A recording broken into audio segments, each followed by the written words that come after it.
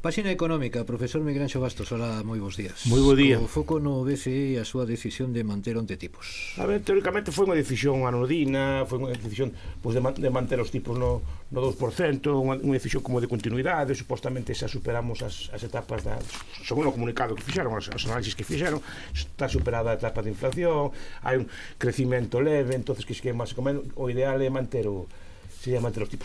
A ver, a manter ou non os tipos de interés é unha decisión política, non é unha decisión, obviamente escuitan os técnicos, pero é unha decisión política. O Consello Directivo do Banco Central, a directora e o seu equipo son políticos, desde Luis de Guindos, que foi ministro en España, Christine Lagarde, que foi ministra en Francia, foi presidente do FMI e de moitas outras cosas, son políticos e toman decisión.